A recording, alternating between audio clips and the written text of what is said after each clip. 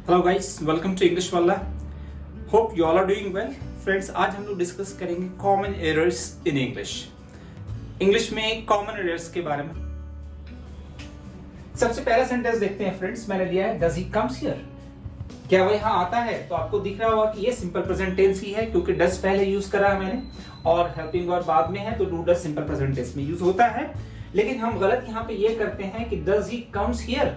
आप देख रहे हैं क्या गलत है? Of course comes here. अब यहाँ पे जब हमने डज बोला है तो आगे कम्स नहीं होगा, बिल्कुल कम्स नहीं होगा, क्योंकि फ्रेंड्स आपको पता है जब डू डज है तो आगे वर्ब की फर्स्ट फॉर्म रहेगी। ठीक है, ये सिंपल प्रेजेंट टेंस में आपने पढ़ा होगा कि डू डज जब पहले है तो डू डज के बाद आपको सब्जेक्ट और वर्ब की कौन सी फॉर्म यूज करनी है? First form. क्योंकि एस और एस हम सिंपल प्रेजेंट टेंस में यूज करते हैं ऑफ कोर्स, लेकिन पॉजिटिव सेंटेंसेस में, अफर्मेटिव सेंटेंसेस में तो यहाँ पे डज ऑलरेडी हमने बोल दिया है और लिख दिया है, तो एक इंट्रोगेटिव सेंटेंस है। तो इंट्रोगेटिव सेंटेंस जब है तो आगे वर्ब की फर्स्ट फॉर्म, फिर फिफ्थ फॉर्म, मतलब एस और एस ऐड नहीं करेंगे। तो यहाँ पे डज ही कम्स हियर नहीं होगा, फिर डज ही कम हियर। ठीक है, ये एक हम लोग ज्यादातर गलती करते हैं। दूसरा सेंटेंस देखते हैं, एवरीवन नो अबाउट दिस या एवरीवन नो अबाउट यू। हर कोई आपके बारे में जानता है। अब यहाँ पे क्या गलत हम लोग कर रहे हैं फ्रेंड्स? यहाँ पे हम लोग गलत ये कर रहे हैं कि एवरीवन नो अबाउट यू, ये गलत है। जब एवरीवन है तो यहाँ पे नोज होगा, एवरीवन नोज अबाउट यू। हर कोई आपके बारे में जानता है। आपको एक चीज याद रखना फ्रेंड्स, एवरी जब भी एवरी से शुरू हो रहा है ना, चाहे एवरीवन हो, एवरी पर्सन हो, एवरी मैन हो, एवरी वुमन हो, जहां भी एवरी हो तो एवरी के बाद सब्जेक्ट सिंगुलर होता है और वर्ब भी आगे सिंगुलर होगा। मतलब वर्ब में एस या यस, सिंपल प्रेजेंट टेंस का जो आपको पता है। अगर इज एम आर होता तो हम यहाँ पे क्या यूज करते हैं? इज यूज करते हैं। अब ये सिंपल प्रेजेंट टेंस की बात कर रहे हैं, हर कोई जानता है इसके बारे में, हर कोई आपके बारे में जानता है। तब यहाँ पे देखिए एवरीवन है तो नोज नहीं होगा, नो नहीं होगा, नोज होगा, क्योंकि एवरीवन सिंगुलर में आता है। तो एवरीवन के बाद हमें वर्ब की फिफ्थ फॉर्म, मतलब वर्ब में एस या ईएस हमें आगे रखना है। वर्ब की फिफ्थ फॉर्म का मतलब एस या ईएस, सिंपल प्रेजेंट टेंस के हिसाब से सब्जेक्ट प्लस वर्ब की फर्स्ट फॉर्म या फिफ्थ फॉर्म, मतलब एस या ईएस। तो एवरीवन नोज अबाउट यू, हर कोई आपके बारे में जानता है। तो चीज और याद रखना आपको, और आपने आज सीखा होगा कि एवरीवन जब होगा तो आगे हमेशा वर्ब की फिफ्थ फॉर्म, मतलब एस या ईएस, सिंगुलर वर्ब सिंगुलर, ठीक है, होगी। दूसरा देखते हैं फ्रेंड्स, तो यहाँ पे नोज होगा। तीसरा सेंटेंस देखते हैं, he is knowing about you. Hindi देख लेते हैं। जैसे अक्सर हम लोग हिंदी सोच के लिखते हैं ना, वो आपके बारे में जान रहा है। यह सेंटेंस सिर्फ आपने कहा कि वह जान रहा है। कई बार बोलते हैं ऐसा हिंदी में, वह जान रहा है, मतलब उसे पता है। तो फ्रेंड्स, वह जान रहा है हिंदी में आप बोल सकते हैं, लेकिन इंग्लिश जब बनाएंगे ना इसकी, तो ही इज नोइंग सेंटेंस नहीं हो सकता। ही इज नोइंग क्यों नहीं होगा? इसलिए नहीं होगा कि नो एक वर्ड ऐसा है जो एक्शन, मतलब एक कंटिन्यूअस एक्शन नहीं हो रहा है यहाँ पे। मतलब जान रहा है, मतलब कोई एक ऐसी एक्टिविटी यहाँ पे नहीं है जो कंटिन्यूअसली हो रही है। नो क्या है? एक इंफॉर्मेशन, एक आपको नॉलेज है किसी चीज के बारे में, एक किसी की आपको इंफॉर्मेशन है, आपको पता है, तो आपको वहां पे नो यूज कर रहे हैं। ठीक है, तो इंफॉर्मेशन जब है आपके पास, पता है, तो आपको जाहिर सी बात है कि ये कंटिन्यूअस एक्शन नहीं हो रहा है, तो यहाँ पे कंटिन्यूअस टेंस में यूज नहीं करेंगे। अगर आपको हिंदी किसी ने कह भी दिया कि आप बनाओ भाई जान रहा है, इसकी इंग्लिश बनाओ, तो आपको यही बोलना, ही नोज। ही नोज, वह जानता है। जान रहा है मतलब जानता है, उसको पता है, इंफॉर्मेशन है, तो ये कंटिन्यूअस टेंस में यूज नहीं होगा। अगर एक चीज मैं आपको क्लियर कर दूं कि कुछ ऐसे वर्ड्स होते हैं जो कंटिन्यूअस टेंस में यूज नहीं करते हैं। जैसे कि देख लें, नो है तो कंटिन्यूअस टेंस में यूज नहीं करना है, लव है कंटिन्यूअस टेंस में यूज नहीं करना है। ठीक है, सी को भी हमने यूज करते हैं, चलिए स्पोकन में चल जाता है। इसके अलावा और भी कुछ वर्ड्स हैं जो हम कंटिन्यूअस टेंस में यूज नहीं करते हैं। ठीक है, जैसे आपने कहा नो है, लव है, इसके अलावा लाइक है, ऑफ कोर्स इन सब वर्ड्स को हम लोग कंटिन्यूअस टेंस में यूज नहीं करते हैं। इसलिए नहीं करते हैं कि ये वर्ड ऐसे हैं जिससे पता कंटिन्यूअसली चीज नहीं हो रही है, कंटिन्यू नहीं हो रही। जैसे आपने कहा ना, मुझे पता है, तो एक इंफॉर्मेशन है। Love, I love my parents, मैं अपने पेरेंट्स को लव करता हूं, तो ये लव एक मतलब एक लगाव है, एक अटैचमेंट है, कोई कंटिन्यूअस वर्क नहीं हो रहा है यहाँ पे। तो इसलिए हम इन वर्ड को कंटिन्यूअस टेंस में यूज नहीं करेंगे। लाइक, पसंद करना, ये भी एक चॉइस की बात हो रही है। यहाँ भी एक कंटिन्यूअस वर्क नहीं हुआ कि मैं पसंद कर रहा हूँ, आई एम लाइकिंग, ऐसा नहीं हो सकता।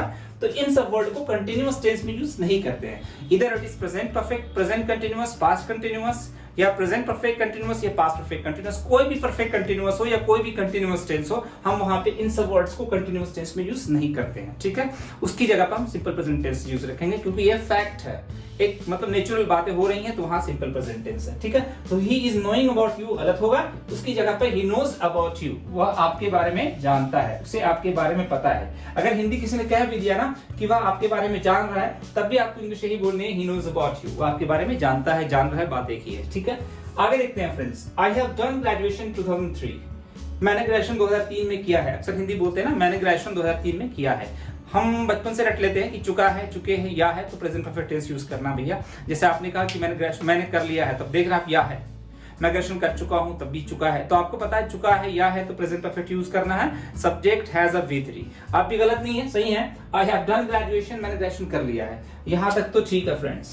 लेकिन जब आगे आपने टाइम लगा दिया ना, इन 2003, तब सेंटेंस गलत हो गया। क्यों गलत हो गया? क्योंकि ग्रेजुएशन मैंने किया है, ये आप पहले देखें कौन सा टेंस है, ये प्रेजेंट परफेक्ट टेंस है। और प्रेजेंट परफेक्ट टेंस में आप कोई टाइम पास्ट का नहीं रख सकते हैं, तो ऑब्वियस सी बात है कि यहाँ पे सेंटेंस गलत हो जाएगा। तो ये ग्रामर के रूल से, इंग्लिश के रूल से, क्योंकि जब प्रेजेंट परफेक्ट टेंस हो तब वहां पे हम पास्ट टेंस नहीं रखते हैं, तो इस वजह से ये सेंटेंस गलत हो जाता है। सिर्फ अगर आपको बोलना I have done graduation, it's all right, ठीक है। लेकिन अगर आपने बोला I have done graduation in 2003, तो गलत है। इसकी जगह पर आप ये बोल सकते हैं I completed graduation in 2003, I did graduation in 2003, ये बोल सकते हैं। वो फिर सिंपल पास्ट टेंस हो जाएगा। फिर आप ऐसे बोलेंगे आई डिड ग्रेजुएशन, या आई ग्रेजुएटेड, या I did graduation, I did graduation in 2003, मैंने ग्रेजुएशन 2003 में किया है, या जो भी आप हिंदी बोले, इंग्लिश आपको यही होगी। अगर आप 2003 मतलब कोई भी पास्ट का टाइम ऐड कर रहे हैं ना, तो फिर आपको प्रेजेंट परफेक्ट टेंस यूज नहीं करना, फिर आपको क्या यूज करना, सिंपल पास्ट टेंस। आगे देखते हैं friends, next, did your father knew about this matter, क्या आपके पिता, क्या आपके फादर इस मैटर के बारे में जानते थे? तो डिड पहले हो रहा है तो जाहिर सी बात है ये सिंपल पास्ट टेंस है। लेकिन जब डिड हो रहा है तो फ्रेंड्स यहाँ पे ये देखना कि न्यू नहीं हो सकता, क्योंकि आपको पता है कि जब डिड यूज करा तो सब्जेक्ट के बाद आगे वर्ब की फर्स्ट फॉर्म होती है, क्योंकि डिड ऑलरेडी पास्ट हो गया है। आपको स्ट्रक्चर अगर सिंपल पास्ट टेंस का पता है तो इंट्रोगेटिव करने के लिए did plus subject plus verb की फर्स्ट फॉर्म एंड ऑब्जेक्ट। तब आप यहाँ पे देखें कि डिड के साथ वर्ब की फर्स्ट फॉर्म है, तो यहाँ पे डिड योर फादर न्यू नहीं हो सकता। फिर क्या होगा, यहाँ पे इंग्लिश क्या होगी, did your father know about this matter, क्या आपके पिता आप इस मैटर के बारे में जानते थे? तो यहाँ पे न्यू ना लिखकर हम क्या लिखेंगे, नो, या बोलेंगे भी। आगे देखते हैं, he had reached the station before the train starts, he had reached the station before the train starts। तो यहाँ पे देखें he had reached the station, ये past perfect tense है, तो पास्ट परफेक्ट टेंस के बाद आगे जो टेंस रहता है वो सिंपल पास्ट टेंस यूज होता है। द ट्रेन स्टार्ट्स हो ही नहीं सकता है, यहाँ पे द ट्रेन स्टार्ट्स की जगह पे क्या होगा, फिर द ट्रेन स्टार्टेड, क्योंकि स्टार्ट्स कौन सा टेंस है, सिंपल प्रेजेंट टेंस है। तो पास्ट परफेक्ट टेंस के साथ जब भी आएगा तो क्या आएगा, सिंपल पास्ट टेंस। तो आप सिंपल पास्ट टेंस में यहाँ पे ये यूज करेंगे, सिंपल प्रेजेंट नहीं यूज करेंगे। इसका मतलब क्या हुआ, he had reached the station before the train started, मतलब ट्रेन शुरू होने से पहले, ट्रेन के चलने से पहले ही वह स्टेशन पहुंच चुका था। नेक्स्ट देखते हैं, it had been raining cat and dog from morning. यहाँ पे दो गलतियां हैं। पहली बात है, it had been raining cat and dog नहीं बोलते हैं, कैट्स एंड डॉग्स बोलते हैं। अक्सर देखा मैंने गलतियां कर देते हैं, कैट एंड डॉग बोल देते हैं लोग। कैट्स एंड डॉग्स का मतलब होता है मूसलाधार बारिश। It had been raining cats and dogs since morning होगा पहली, और दूसरा मिस्टेक यहाँ पे, दूसरी गलती क्या है, सिंस होगा, फ्रॉम नहीं होगा, क्योंकि आपको पता है परफेक्ट कंटिन्यूअस के साथ जब भी होता है तो सिंस यूज होगा, फ्रॉम नहीं होता है। दूसरी बात कि कैट्स एंड डॉग्स का मतलब होता है मूसलाधार, ये फिक्स्ड एक इडियम है इंग्लिश में, तो कैट्स एंड डॉग्स ही एक वर्ड इंग्लिश का है, इडियम है, तो यहाँ पे कैट एंड डॉग नहीं हो सकता, ठीक है। तो यहाँ पे लिखेंगे इट हैड बीन रेनिंग, और रेनिंग भी यूज करना पड़ता है। कैट्स एंड डॉग्स का मतलब सिर्फ मूसलाधार, हेवीली, तो वहां पे उससे पहले रेनिंग है, it had been raining cats and dogs since morning, सुबह से मूसलाधार बारिश हो रही थी। नेक्स्ट देखते हैं friend, he will be wait for you. He will be wait for you का मतलब क्या हो सकता है, यहाँ पे देखें, या तो कोई बोलना चाह रहा होगा ही will be waiting for you, वो आपका वेट कर रहा होगा, क्योंकि यहाँ पे देखें विल और उसके बाद बी भी लगा है, बी भी वर्ब है, वेट भी वर्ब है। अब दोनों वर्ब की फर्स्ट फॉर्म, वर्ब की फर्स्ट फॉर्म पॉसिबल है ही नहीं, यहाँ भी वर्ब की फर्स्ट फॉर्म और यहाँ भी वर्ब की फर्स्ट फॉर्म, दो वर्ब एक साथ पॉसिबल नहीं। या तो बी को हटा दें, he will wait for you, तो तुम्हारा वेट करेगा। अगर ये बोलना चाह रहे हो कि वह तुम्हारा वेट कर रहा होगा कंटिन्यूअस में, तो फिर हम क्या करेक्शन करेंगे, ही will be waiting for you. मुझे लगता है वेटिंग ही होगा, क्योंकि फॉर यू भी लिखा हुआ आगे, वह आपका वेट कर रहा होगा, इंतजार कर रहा होगा, मतलब करेगा, पक्का है।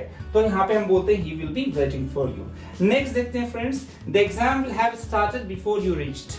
तुम्हारे पहुंचने से पहले एग्जाम शुरू हो चुका होगा। अब यहाँ पे क्या गलत करते हैं हम लोग कि देखते हैं पास्ट परफेक्ट टेंस में, जैसा कि हम लोगों ने पढ़ा था कि एक पास्ट परफेक्ट टेंस है तो दूसरा सिंपल पास्ट टेंस होगा, तो वही चीज फ्यूचर परफेक्ट में हम रिपीट कर देते हैं कि यहाँ पे फ्यूचर परफेक्ट टेंस है तो आगे सिंपल पास्ट टेंस होगा, लेकिन ऐसा नहीं है।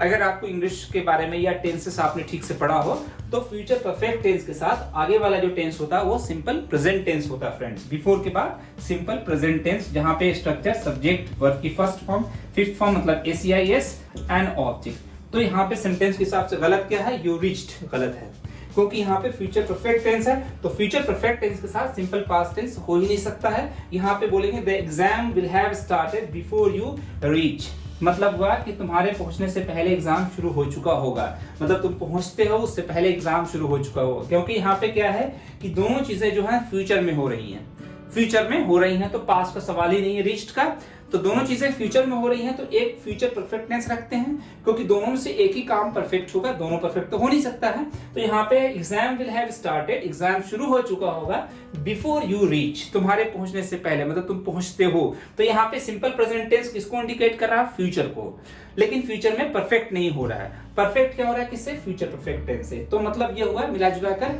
कि ग्रामर के हिसाब से फ्यूचर परफेक्ट टेंस है तो आगे सिंपल प्रेजेंट टेंस होगा। अगर यहाँ पे थर्ड पर्सन ही होता तो ही रीचेस बोलते हैं, ही कम्स बोलते हैं। जैसे एग्जांपल एक और देख लेते हैं कि तुम्हारे जाने उसके आने से पहले ही चोर भाग चुका होगा। अब चोर भाग चुका होगा, the thief will have run away before he comes, before he comes, उसके आने से पहले चोर भाग चुका होगा, मतलब जो जब तक वो आएगा ना चोर पहले जा चुका होगा।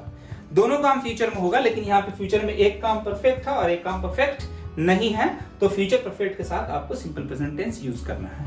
आगे देखते हैं friend, she washed clothes herself, वह अपने कपड़े खुद ही धोती है, मतलब शायद यही हो रहा है। तो शी वॉश, यहाँ पे जो देखें आप वॉश है ना, तो इसमें हमें सिर्फ एस नहीं लगाएंगे, यहाँ पे वॉशेस ES लगाएंगे, क्योंकि आपको पता है जब SH या Z से खत्म हो रहा हो तो हम वर्ब की, मतलब वर्ब की फिफ्थ फॉर्म में S, अब जैसे ये होता है ना सिंपल प्रेजेंट में, थोड़ा सा देख ले, थोड़ा लंबा है। सिंपल प्रेजेंट टेंस में सब्जेक्ट प्लस वर्ब की first form fifth form object use करते हैं, तो फिफ्थ फॉर्म का मतलब है कि S या ES। अब सवाल होता है S कहाँ लगाएं, ES कहाँ लगाएं, तो कुछ ऐसे वर्ड्स होते हैं जहां पे ES लगाना होता है। जैसे थोड़ा देख लें आप कि अगर कोई वर्ड SH से खत्म हो रहा हो तो ES रखेंगे, ठीक है। जैसे वॉश है तो क्या हो जाएगा फ्रेंड्स, यहाँ पे ES रखेंगे, वॉशेस पढ़ेंगे भी वॉशेस, ठीक है। कैश नगद कराना तो इसमें भी ES लगाते हैं, कैश। ऐसे ही कोई वर्ड CH से खत्म हो रहा हो तो वहां पे भी ES लगाएंगे, सॉरी TCH, हाँ राइट। जैसे कि कैच है तो CH से खत्म हो रहा है तो यहाँ पे भी ES कैचेस बोलेंगे, इसको ES लगाएंगे यहाँ पे, तो ये क्या हो जाएगा, कैच से बना कैचेस, ठीक है। मैच है तो क्या हो जाएगा, मैचेस। वैसे ही यहाँ पे वॉश है तो वॉशेस, जैसे BUZZ डबल Z से खत्म हो रहा बज, तो इसमें भी ES रखते हैं, तो हम इसे क्या बोलेंगे, बज से क्या बन गया, बजेस, ठीक है। तो इस तरीके से आप देखें कि यहाँ पे ES ऐड किया जा रहा है, तो यहाँ पे भी SH है, वॉश है, तो वॉशेस, वॉश में ES लगाएंगे तो ही वॉशेस, और यहाँ पे क्लॉथ नहीं होगा, यहाँ पे क्या होगा, क्लोथ, ES रखेंगे। जैसा कि हमें पता होना चाहिए CLOTH क्लॉथ भी होता है और CLOTH क्लॉथ। जो कपड़े सिले हुए हैं, जो हम पहन रहे हैं, एक से ज्यादा की बात हो रही है, मतलब जो सिले हुए हैं, तो उसे हम लोग इंग्लिश में क्लॉथ पढ़ते हैं। और क्लॉथ का मतलब पीस, जो सिलने से पहले, तो उसे क्लॉथ बोलेंगे। लेकिन कपड़े सिले हुए हैं, चाहे वो रेडीमेड या जैसे भी हो, तो उसे इंग्लिश में क्या बोलेंगे, क्लॉथ्स। तो यहाँ पे ES भी होना चाहिए। तो शी वॉशेस क्लॉथ्स हरसेल्फ, वो अपने कपड़े खुद ही धोती है। अगर होता कि वो अपने कपड़े, she washes her clothes herself, वो अपने कपड़े खुद ही धोती है। तो इस तरीके से आज हमने देखा कि 10 कॉमन एरर्स जो हम अक्सर गलतियां करते हैं, उसे हम आगे इन दोबारा गलत होने से रोक सकते हैं अगर हम इन सब चीजों पे ध्यान दें। अगर आप चैनल पे नए हैं तो लाइक और सब्सक्राइब जरूर कर लें, ताकि इस तरह की इंटरेस्टिंग चीजें आपको आती रहें और आपको पता चलता रहे और आपकी नॉलेज और इंफॉर्मेशन इंप्रूव होती रहे। थैंक्स फॉर वॉचिंग, जय हिंद।